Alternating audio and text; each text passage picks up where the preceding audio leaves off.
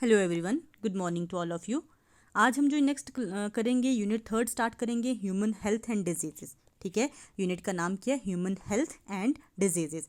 पहले हम थोड़ा सारा हेल्थ के रिलेटेड बात करेंगे, डिजीज़ के रिलेटेड बात करेंगे, देन जो आज हमने डिस्क्राइब करनी है, पूरी डिस्कस करनी है, टाइफाइड जो है इसको हम डिस्कस करेंगे। ठीक है, अब देखो पहले हेल्थ क्या होता है। हेल्थ की डेफिनेशन की बात करें या हेल्थ की नॉर्मल हम बात करें, हेल्थ होता क्या है?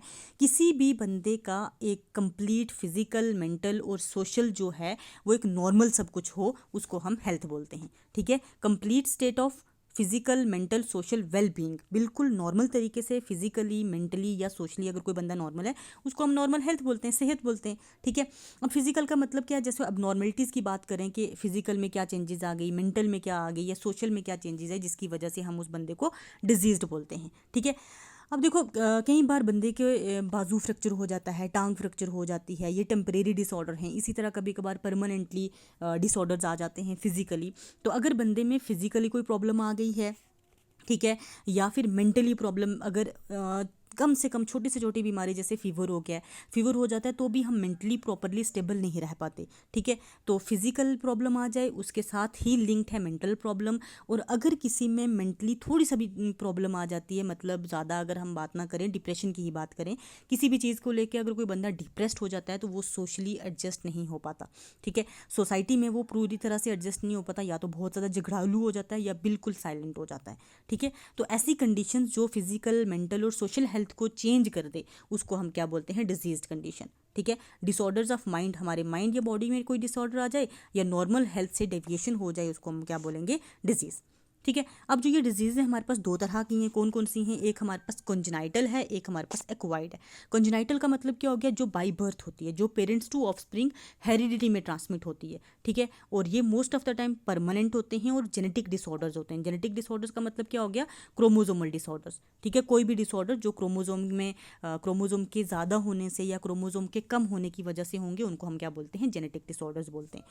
कुछ एक ऐसी डिजीज़ होती हैं कॉन्जेनाइटल, जिनको हम आराम से क्योर कर सकते हैं, जिनका इलाज है। जैसे कि हार्ट डिजीज़ अगर हो जाती हैं, कभी कभार आपने सुना होगा बच्चों के, किसी का बर्थ होता है तो बोलते हैं इसके दिल में सुराख है। ठीक है, ऐसा कॉमनली आपने सुना होगा, या ये सुना होगा कि इसका दिल का वाल काम नहीं करता। तो वाल क्या होता है? वो वेल्व्स जो होती हैं, बाइकस्पिड वेल्व, ट्राइकस्पिड वेल्व, वो प्रॉपरली फंक्शन नहीं करती। ठीक है, और जो सुराख का सुना है, हार्ट की वॉल में थिनिंग, मतलब थिन हो जाती है किसी जगह से, हार्ट की वाल जो है वो थिन हो जाती है, उसको दिल का सुराख बोला जाता है। और ये आराम से क्यूरेबल है, ऑपरेट करके इसको ठीक किया जा सकता है, इसमें कोई ज़्यादा प्रॉब्लम वाली बात नहीं होती। ठीक है, और कुछ एक ऐसी डिजीज़ हैं जैसे डाउन सिंड्रोम हमने करी है, हमने टर्नल सिंड्रोम किया है। ये जो ऐसी डिसऑर्डर्स हैं, ये क्रोमोजोमल अबनॉर्मलिटीज़ की वजह से हो जाती हैं। जैसे डाउन सिंड्रोम में ट्राइजोमी हो जाती है क्रोमोजोम 21 की, दो होते हैं, दो की जगह 3 हो जाते हैं, तो वो प्रॉपर फंक्शनिंग बॉडी की नहीं होती। टर्नर सिंड्रोम भी आपने पढ़ा है, टर्नर सिंड्रोम, क्लाइनफिल्टर सिंड्रोम, इन दोनों सिंड्रोम में भी सेक्स क्रोमोजोम में इफेक्ट हो जाता है, जो परमानेंट चेंज लाते हैं, जिनको हम क्योर नहीं कर सकते। ठीक है, देन उसके बाद अगर हम बात करें डिजीज़ की, एक्वायर्ड डिजीज़ जो हम इन्वायरमेंट से एक्वायर करते हैं, आफ्टर बर्थ एक्वायर करते हैं, कम्युनिकेबल डिजीज़ और नॉन कम्युनिकेबल डिजीज़। कम्युनिकेबल वो डिजीज़ होती हैं जो आराम से एक पर्सन में दूसरे पर्सन में ट्रांसमिट हो सकती हैं, रैपिडली ट्रांसमिट होती हैं एक पर्सन से दूसरे पर्सन में। और इसमें जो बहुत कॉमन आज की करंट जो चल रही है, कोविड-19, आप सबको पता है कोविड-19 अब बहुत ईजिली स्प्रेड होता है, इसीलिए हम सैनिटाइज़र यूज़ कर रहे हैं, मास्क यूज़ कर रहे हैं। ठीक है, डबल मास्क यूज़ कर रहे हैं ताकि कोविड-19 जो है स्प्रेड ना हो। इसके अलावा और भी कई सारी डिजीज़ जैसे कोल्ड है, वो भी आराम से स्प्रेड हो जाती है। ठीक है, और नॉन कम्युनिकेबल डिजीज़ कौन सी हैं? जो डायरेक्टली ट्रांसमिट नहीं होती, जो एक बंदे से दूसरे बंदे में डायरेक्टली ट्रांसमिट नहीं होती। इसकी भी एक आपको एग्जांपल ब्लैक फंगस या वाइट फंगस जो आजकल चल रहा है। ठीक है, कोविड के बाद जो ब्लैक फंगस और वाइट फंगस आया है, ये कम्युनिकेबल डिसऑर्डर्स नहीं हैं, ये वाले जो हैं नॉन कम्युनिकेबल हैं। ठीक है, इसके अलावा और भी बहुत सारे एग्जाम्पल्स हैं।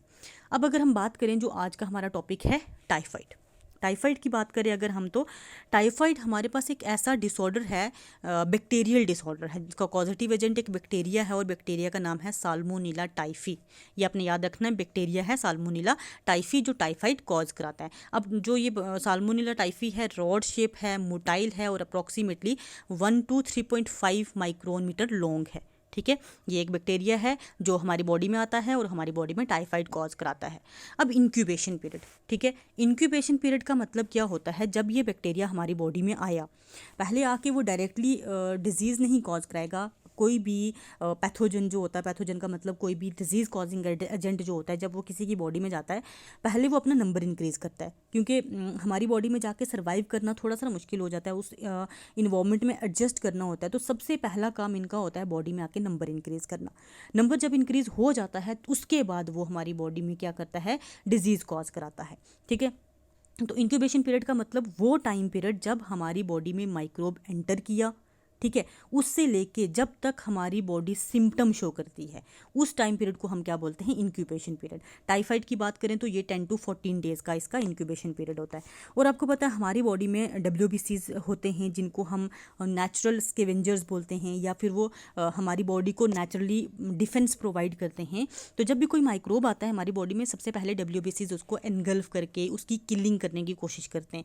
ये जो इंक्यूबेशन पीरियड है ना, इस दौरान में वो किलिंग करने की पूरी कोशिश करते हैं, पहले ट्राई करते हैं कि वो खुद ही उसको किल कर दें, माइक्रोब को किल करने की पूरी ट्राई की जाती है। लेकिन जब नहीं किल हो सकता तब हमारी बॉडी सिम्टम्स शो करती है, हमारी बॉडी कुछ एक ऐसे साइन शो करने शुरू हो जाती है जिसकी वजह से हमें लगता है कि हमारी बॉडी में कुछ ना कुछ प्रॉब्लम चल रही है। तो 10 to 14 डेज़ में WBCs उसको किल करने की कोशिश करते रहते हैं और उनको अपनी बॉडी को सिम्टम शो नहीं कराने देते। 10 to 14 डेज़ में जब उसका नंबर अच्छा खासा इंक्रीज़ हो जाता है, हमारी बॉडी उसके अगेंस्ट वर्क नहीं कर पाती, तो हमारी बॉडी साइंस या सिम्टम्स शो करना शुरू हो जाती है। अब सिम्टम्स क्या होते हैं, कंटिन्यूसली हाई फीवर, बहुत ज़्यादा बुखार रहता है और कंटिन्यू बुखार रहता है। ठीक है, पल्स रेट जो है वो डिक्लाइन कर जाती है। एब्डोमिनल टेंडरनेस, हमें पेट में दर्द होना शुरू हो जाती है, सख्त हो जाती है हमारा बेली वाला रीजन, एब्डोमिनल रीजन। रैशेस, बहुत ज़्यादा खारिश होना शुरू हो जाती है। लॉस ऑफ एपिटाइट, हमें भूख भी नहीं लगती। वीकनेस होना शुरू हो जाती है। लॉस ऑफ वेट, वेट जितना भी है वो कम होना शुरू हो जाता है। ठीक है, ये वाले इसके क्या रहते हैं, सिम्टम्स रहते हैं। अब जब किसी बंदे में ये सिम्टम्स आते हैं, 3-4 दिन तक कंटिन्यू फीवर चल रहा है, आपने देखा होगा टाइफाइड तो बहुत कॉमन सी डिजीज़, आपने सबने किसी न किसी को घर में तो हुआ ही होगा, आपने देखा होगा। जैसे टाइफाइड होता है वो इंस्टेंटली जाके वो नहीं करते, लाइक इंस्टेंटली जाके टेस्ट नहीं करते। ठीक है, पहले क्या किया जाता है, पहले उस बंदे को 3-4 दिन की मेडिसिन दी जाती है, देन उसके बाद टेस्ट करते हैं। ठीक है, टेस्ट कौन सा करते हैं, डायग्नोज करने के लिए ब्लड टेस्ट। ब्लड टेस्ट में भी जो टेस्ट होता है उसको बोलते हैं विडाल टेस्ट। विडाल टेस्ट किया जाता है किसके लिए, टाइफाइड के लिए। ठीक है, जब विडाल टेस्ट हो गया, टाइफाइड हमें आ गया कि हाँ हमें टाइफाइड है, तब क्या किया जाता है, प्रिवेंटिव मेजर्स कुछ एक लिए जाते हैं और ट्रीटमेंट का मतलब कि कुछ एक ऐसी केमिकल्स यूज़ किए जाते हैं जिसकी वजह से वो जो टाइफाइड हो गया उसको क्योर किया जाए। कौन सा यूज़ किया जाए, एंटीबायोटिक्स यूज़ किए जाते हैं। क्लोरोमाइसिटिन जो है मोस्ट कॉमनली यूज़ की जाती है अगेंस्ट टाइफाइड। ठीक है, अब प्रिवेंटिव मेजर मतलब हम अपनी आपको कैसे प्रोटेक्ट कर सकते हैं, अपने घर में कौन सी कंडीशंस रखें जिसकी वजह से बंदे को टाइफाइड ना हो या स्प्रेड ना हो। हम हाइजीन, बिल्कुल साफ़ सफाई रखनी होती है, प्रॉपर सैनिटेशन। ठीक है, साफ़ पानी पीना होता है, फूड को प्रोटेक्ट करके रखना होता है। कंटामिनेशन, अब कंटामिनेशन क्या मतलब, अगर आप नंगा खाना रख दोगे उसी पे आके मक्खियाँ बैठेंगी, उसी पे हवा डायरेक्ट कंटेक्ट में आएगी, मच्छर आके बैठेंगे तो फूड कंटामिनेटेड हो जाएगा। तो हमेशा पानी और फूड जो है क्लीन रखना है, कंटामिनेशन से उसको प्रोटेक्ट करना होता है। और जो वेक्टर जैसे कि फ्लाइज और मॉस्किटो, इनकी ग्रोथ को कंट्रोल करना होता है। ये जो हैं एक्ट करते हैं एक जगह से दूसरी जगह डिजीज़ को ट्रांसमिट करने में। ठीक है, देन उसके बाद प्रिवेंशन भी हो गया, ट्रीटमेंट भी हो गया। अब जो टाइफाइड है ना, इसके पीछे एक फैक्ट माना जाता है। फैक्ट क्या है कि जो टाइफाइड है ये सबसे पहले स्प्रेड किस तरह से हुआ था, एक लेडी थी जिसका नाम था मैरी मिलियन। अब मैरी मिलियन कौन थी, ये एक कुक थी। ठीक है, एक मेस में कुक थी, ये कैरियर थी, मतलब कैरियर इन द सेंस कि इनको टाइफाइड था, बीमार थी, थोड़ा बहुत बुखार था, लेकिन ने ज़्यादा ध्यान नहीं दिया। तो इनने खाना बनाया और खाना बना के जिन लोगों को दिया, सब के सब जो थे वो इन्फेक्टेड हो गए।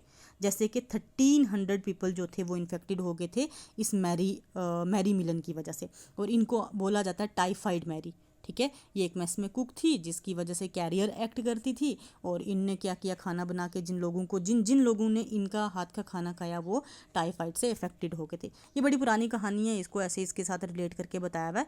तो आज हम यहीं तक रखते हैं। टाइफाइड आपने अच्छे से करना है, नेक्स्ट जो डिजीज़ है वो हम कल करेंगे। ठीक है, थैंक यू सो मच।